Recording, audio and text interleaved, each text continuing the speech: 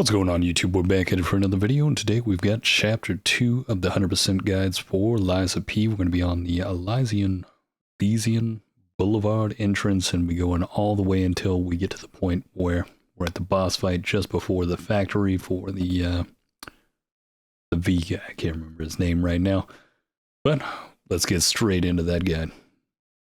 Now, heading into the boulevard, we've got a little bit of that spooky action, Came in here with that tram car coming over the head, and I thought the spotlight was actually going to be something that just spotted us out, but just beyond that light, we're going to have that first stargaze is going to be the beginning for us, where we can start kind of switching out whether or not we want to utilize, different Legion arms, things of that nature. We don't have too many right now, just the hook on the arm right now, but that'll be all we really need for this time being.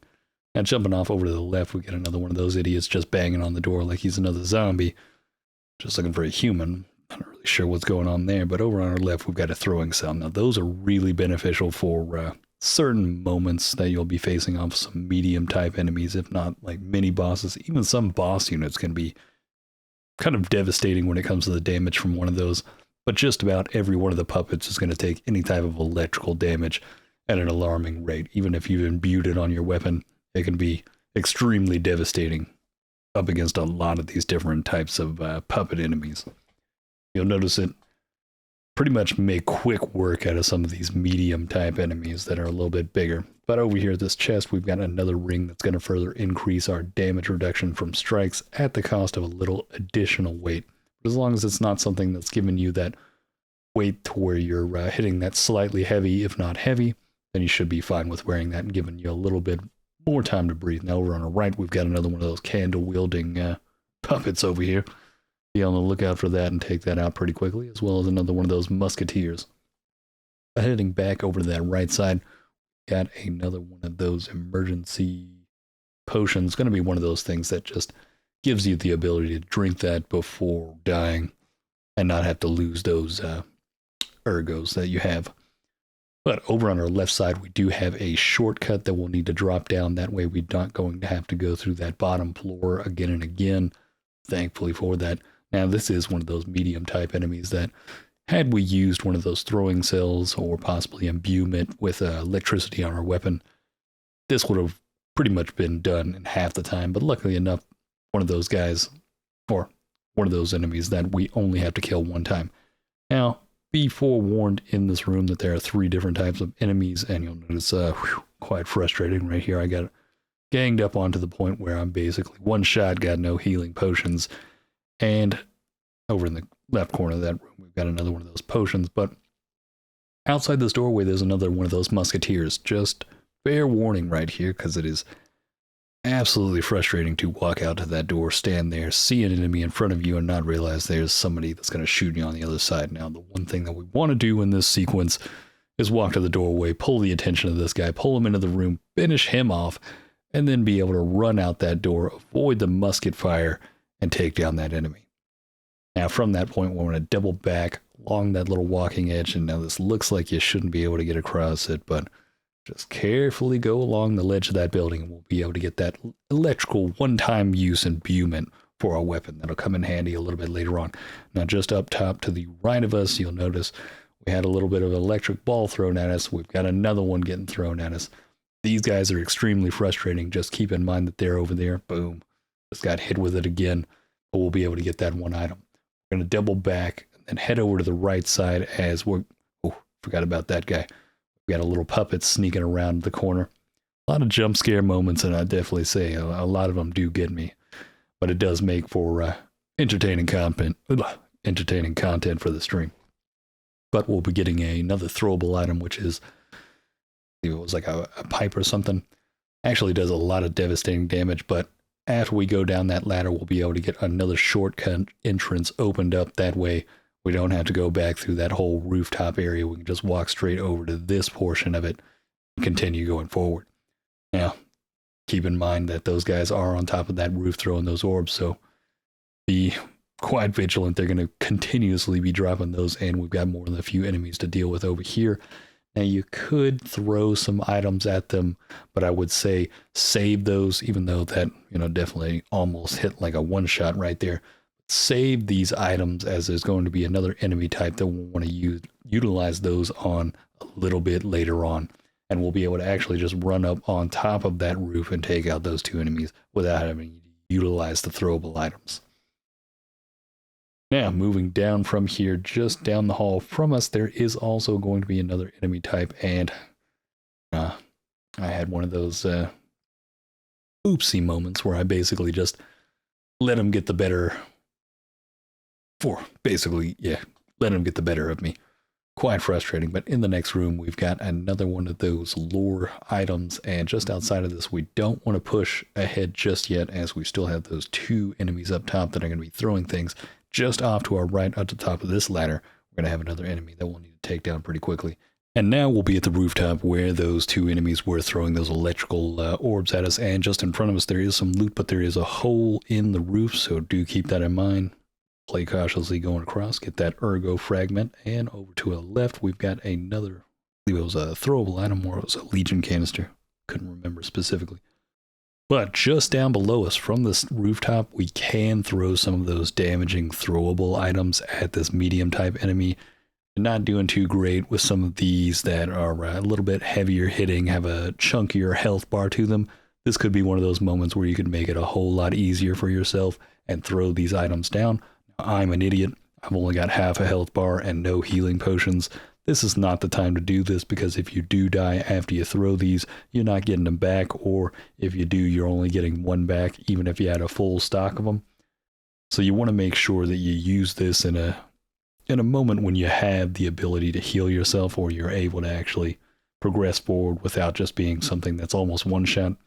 Now, just below us, as we drop down, there is another enemy, and you'll notice it got even worse. We've only got basically, it's frustrating, but we came right back. But just keep that in mind, if you want to make this fight a little bit easier on yourself, utilize some of those throwables from the rooftop above, get him half health with just a couple of them. Could have been a little bit more had I not used that 1 pipe before on the enemy on the roof. So who knows? But sometimes, those are those moments that can make the game a little bit easier for yourself. But this isn't the worst medium enemy type to fight off against. Pretty easy in this moment. After he takes the leap, we can get 2 hits in. He's going to do a double swing, possibly sometimes going for a third. That's a bit of a heavier swing, a bit delay on that.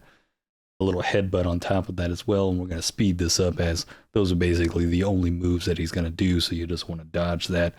Get 1 strike in after the 2 strikes, get 2 strikes in after he leaps, 2 strikes in, and so on and so forth.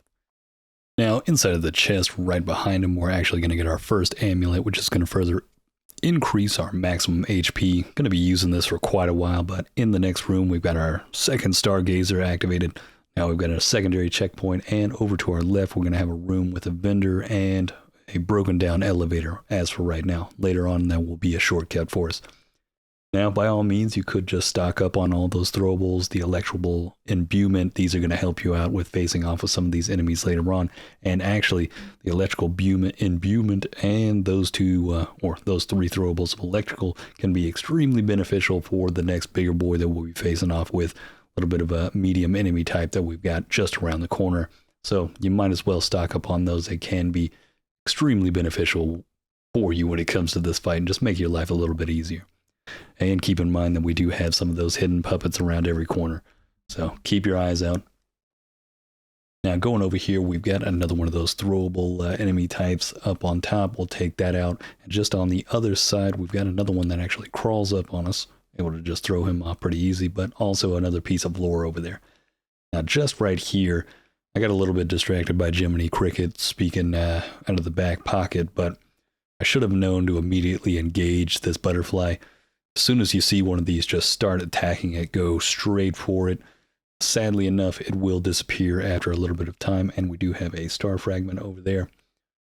But if we hit one of those stargazers and have everything respawn again, that butterfly will respawn again, so we won't be missing that entirely. So thankfully, it's not one of those one time it's here, one time it's gone. As soon as it disappears, we'll be able to go back and get that crafting material that we'll get off of that. A lot of times it's going to be pretty beneficial for you to actually take those down. Sadly enough, down at the bottom of that ladder, we've got one of those bigger boy enemies with a a wide berth on that swing for the axe. Luckily, we were able to hit that stargazer, go back, hit that butterfly, get the crafting material that's going to further upgrade our weapon, and then get a little bit of revenge on old white coat over here. Now, you'll notice there's some electrified dummies out here. You can actually utilize that to your benefit in this situation. You can either throw something at it or hit it with your sword and it'll explode with electricity for that for a small period of time right there. Could use that up against that enemy type right there with the white coat, but you'll notice it right in front of us right now. You don't actually have to throw something at it. You could just hit it and then dodge away, but just behind that inside of this crate, we've got another converter that's going to further give us more physical protection or physical resistance damage or physical damage resistance and resistances to all the other ailments that may afflict us in the game. Now, going just down from that, we got another one of those ergo fragments, and then we got a couple of dogs chewing on something, even though they're a puppet. Doesn't make much sense to me, but, you know, I guess if their programming is to be like a dog, I guess they're going to chew on everything. But they'll have a little potion that you'll be able to grab up, and just off to the left, we'll have another one of those hidden moonstones, more crafting material for our weapon, another dog to take down, and over here, a little dark alley to go behind. Sadly enough, the electricity didn't hit that second puppet too hard, but just down here, we've got another one of those hidden moonstones, and all the way down and to our right, we've got another electrified dummy, and just down there, there is a hidden puppet that's going to be coming out from the left side. Be on the way, or look out for that, and we'll get another star fragment. Now, I didn't describe the star fragment earlier, but the star fragment is something that we'll be basically utilizing as like an easy button for boss fights. Anytime you go to a boss fight, or just outside of it, you'll notice a little, I guess, fountain or bird bath next to it. If you sprinkle that in it, you get a little friendly NPC for the boss fight.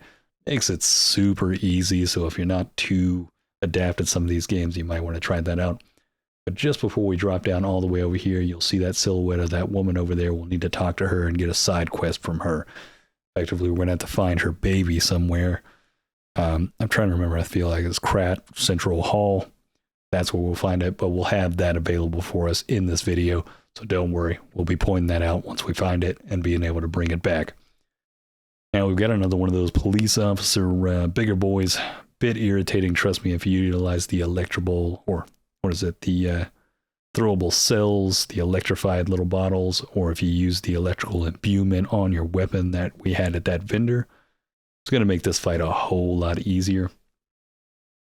I still was a little bit rusty with facing off with this guy, and sometimes it can feel like they have a bit sporadic with their attacks. Sometimes it feels like they're just chaining different combos. It doesn't always feel properly telegraphed. It almost seems like there's moments where they're slow to do their next attack, and then there's other times where it feels like you're just going to go in, strike one time, dodge, go in, strike one time, dodge, and that's going to be like the whole fight going forward. But after finishing this guy off, we actually get the police baton. This wasn't something I wanted to replace my greatsword with, but who knows, you know, you might have a little bit of fun with it. It does seem like it's got a bit faster striking to it. But just outside of that room, we've got another one of those lore pieces, and over here we've got a new enemy type. This is one that I would suggest walking up to and then basically getting them to strike first, as they're going to be on guard, as they would say. But as soon as they try to strike you, that's when you can hit them. And just over here, we basically have like a pointless, shortcut, considering just in this room where those enemies came out from, we have an elevator that goes right back up to the Stargazer we were just at. So almost no point to that. But just over here on our left, we've got one of those auto repair kits. Keep saving those for any type of boss fight. Trust me, it's going to be extremely beneficial later on. You won't always have to use it. Durability is not always going to be a big issue for you. But there's going to be some boss fights that go into a phase 2 where, yeah, you're going to definitely want that thing. Now over here, we get the Mad Donkey Boy. Trust me, we're about to make this guy super easy for you if you've been having any trouble for this, and possibly this is the reason you were looking up a guide. We've got it for you right here. We're basically just going to be running up behind this guy every time he does one of his heavy strikes. You'll notice right here, he gets it stuck in the ground. We'll be able to run up behind him. Not always are you going to perfectly be able to get it done. And there's going to be some moments where he basically plays, he switches up his stance. So sometimes he'll strike it down and he'll be facing his back to the right. Next time it may be to the left. You'll notice that in the gameplay footage going forward. But effectively, we're just waiting for him to make that heavy strike like right here and be able to get up behind him. Sometimes he'll be a little bit faster, but in moments like that where he's a little bit stuck, you'll notice when he's glowing red, it's not going to be stuck in the ground as long. He'll be able to pull it out and kind of dodge away. But whenever he does that move right there, you've got plenty of time to try to just run up behind him and then get that light attack in to get that little combination. Sadly enough, we didn't get it right there, but it just makes it a whole lot easier. This is definitely one of the easier boss fights. I made it a little bit more difficult on myself. I'm kind of embarrassed about how many times I actually died to this guy before figuring out, I might as well just run up behind him and make this a whole lot easier on myself. But you'll notice I'm getting a bit greedy with it towards the end. I'm taking a few more strikes than I should be. We should just be finishing this out instead of constantly eating these strikes. And I'm kind of wasting my stamina more than I should be. A lot of times that could be the problematic scenario. You'll notice he's on a sliver of a health right now. Bit irritating how we should be able to strike him on the ground right there. And I got a bit greedy just trying to get that last strike, and it almost cost me. So keep that in mind. Making that guy a whole lot easier, but also get the full donkey attire from this, as well as the key to moving to the next area and meeting up with Geppetto, our maker, if you will. But he'll now be a member of the hotel. We'll be able to talk to him once we go back to the Hotel Krat later on. Now, pushing forward, we'll be heading into the next zone, but before that, we've got another one of those hidden moonstones off to the left behind the carriage. Now, pushing into the next zone, we'll have another one of those stargazers to pick up right here. So we've got our next checkpoint. Make sure to hit that just to fill up those health vials and everything else. And over to our left, we're going to have another one of those ergo fragments. Now, moving down from here, we've got a couple of those new type of enemies where basically going to be on guard. If they're constantly on guard, you'll actually be able to break their sword. But a lot of times, the easiest way to deal with them is just walk up to them, wait for them to, they'll telegraph that they're about to swing, dodge back, and then just go straight in and just keep swinging until they're down. Makes it a whole lot easier. Right here, you'll notice I'll be able to utilize one of those electrical dummies. You'll see how much damage as soon as it actually applies the electrical effect, because they'll have to stay in that electricity for a while, even if you use one of the throwable electricity items or the imbuement on your weapon. It's going to take a couple of swings to actually get that effect on them. You basically need to stack it, but just right over there, we're going to have our next little shortcut. Bit weird how close it is, but at the same time, it does bypass a couple of enemies just in case you die up ahead. But over to our left, we've got another one of those pieces of lore, and over to our right, we've got one of those bigger boy enemy types. We faced off with this earlier, and it shouldn't be too much harder this time around. He's going to have the double swing right here. He's going to have a possibility of a third swing. He's doing his leap. We'll get those two strikes in right after. This one is a bit more energetic, even though he's got one weak left arm right here. But we'll be able to take him down pretty quickly. And just behind him, I believe, this is actually going to be the baby that the woman is asking for in the window. We're not going to jump back to that just yet. We're actually going to move into this next room, and we've got a boss fight coming up after we take down these two different enemies. Now, I believe on the left side, we do have a chest. We'll be able to open this one up. This is going to give us, what was it? We've got another amulet, and this one's going to further increase the amount of damage we inflict on puppets. Now, sadly enough, I used the fountain just before this. I'm telling you, it makes it way too easy for me. I have since stopped using this after the second fight, or the second boss fight that I could do this with. As you'll notice in this gameplay footage, it just becomes way too easy. Now, this boss isn't the hardest, but I imagine he probably would have given me a lot harder a time if I didn't have this specter with me that I spawned in from the little bird bath before this. But you'll notice that Spectre basically aggroes that enemy 100% of the time, gives you all the opportunity to just keep doing heavy swings, just massive amounts of damage.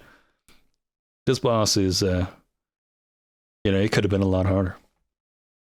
But he seems a little bit slower, but you'll notice by the time we hit the midpoint that Spectre is going to die, but we'll be well below half health on this enemy, and by the time we get, pretty much half health bar on some of these boss units is basically like phase 2. You notice we're getting a different combination of attacks coming in. He's going to get a bit more aggressive. He's got a ton of electricity coming out of him right now.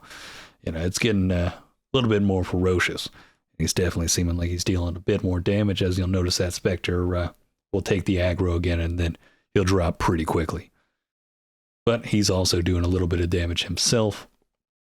And right here you'll notice he actually grabs that Spectre and really lays into him. Otherwise we would have had one of those moments where this would have been even faster. Like, that blocked me from actually getting the capability of staggering him down, which did kind of frustrate me a little bit, but it gave me a little moment to kind of just take a 1v1 versus this boss. Me personally, the best way to deal with this guy is just basically be inside of his face, dodge his attacks. Anytime that he's glowing red, you might want to dodge away as far as you can, but the best option is going to be to try to perfectly block that move right there. That's going to be the fastest way you'll be able to take down some of these enemies. But you'll notice it's not too hard. The worst of it is going to be the electricity, in my opinion. Like, especially when he does moves like that. But in moments when he just does that wind up right there, it's pretty easy to dodge that. Even the electricity move where he's just calling down lightning strikes, it's pretty easy to deal with that as well. I mean, I almost died here. I mean, this more than likely would have been like a 5-try boss had I not used that Spectre. But if you're really looking to make it easy, yeah, just throw that star fragment into that pond, and it makes it way too easy.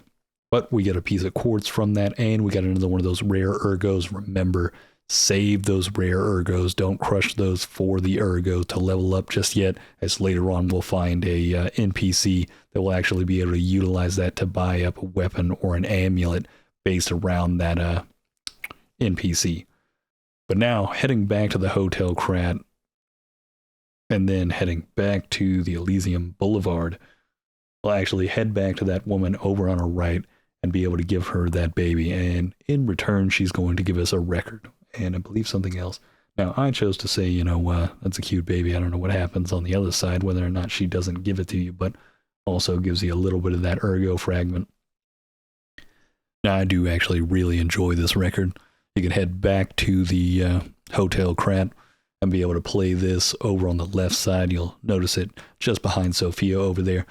Now, one thing to keep in mind is you obviously want to make sure you're doing your rounds with each one of the NPCs in the Hotel Krat. As you'll notice from our weaponsmith over here, she's given us a new electrical legion arm, which is probably my favorite out of the entire game. Like, it is the most devastating up against puppets and even some of these boss units. But also head over to Sophia, make sure you level it up, make sure you're not just constantly collecting all of those ergo and then possibly losing it later on. But inside of here, we'll be able to talk with Geppetto, and this is where we'll be able to utilize the quartz for our P organs or puppet organs. This is actually really good to utilize. Now, me personally, I went for the link dodge first, but this is going to give us a little bit of that RPG element. As you'll notice, not only are we going for a specific stat that's going to give us, possibly an additional dodge or an additional cell for healing potions, but each 2 slots that we fit in with this is going to have an attack type, a defense type, a utility type, and then something that's like kind of like a grab bag that's like more ergo gain from killing. But like with the attack type, we're going to get increase to our damage, increase to stagger, and we'll be able to further increase this as we go down, as we're going and moving through each one of these nodes. Now, we'll only need to fill up 2 of these nodes to progress to the next little scroll wheel of different abilities that we'll be able to get. But as you'll notice, we'll only be able to choose 1 attack type and 1 utility or 1 guard type per node. But say we move over to the next one, we'll be able to get another attack type, but it won't be able to double up, say, like I already chose right now with the stagger destruction for our attacks. I won't be able to choose that on the healing cell just over to the left of that, but I will be able to choose one of the other attack types. So that's one of those things that gives us a little bit deeper of an RPG element to the game. I really enjoy it. So really kind of comb over it, look over each one of your options, and choose the one that's going to be best for your build or your play style. Really kind of feel it out. And to make for a note, if you decide that you made a couple of mistakes, you will be able to reset this later on down in the game in order to or to give you that ability in just in case you made some mishaps, or maybe you look at something later and you're like, I wish I would have put that in instead of this. This isn't helping me. Don't worry, later on you will be able to reset these points just in case. Now that's going to be the end of the Chapter 2 100% Guide for Liza P video. We are going to be moving on to the factory next. We're going to have that in the next video, and then moving on to the cathedral. If you enjoyed this in content, or if you'd like to see more of this and progress through the game, get that 100% guide, hit that subscribe button. And if you'd like to see some of this content live, I'm streaming daily over at Twitch. Hit that link down in the description below. Follow me over at Twitch, and you'll be able to check that out as we're progressing through, or check out some of the VODs. Maybe you looking for a little bit more information, or possibly want to see how many times I possibly died. You can check that over there. I definitely leave all of that unedited over there, and it's full VODs of all of these moments. Or maybe there's something that I haven't made the video for you want to check. I've definitely progressed quite a ways into the game before I've started putting these guys together, but I'm going to try and get them out as quickly as I possibly can. As this is the first week it's out. I know this coming weekend a lot of people are going to be jumping into this, especially since it's free on Xbox Game Pass, and hopefully we can help a lot of these people get the experience of this game, because it is quite enjoyable, even though there are some cheeky moments with some of the dodges and some of the boss fights. But overall, I'm quite enjoying this, and let me know down in the comments how you're feeling about it yourself as well. But on that note, hope you've enjoyed, and have a good one.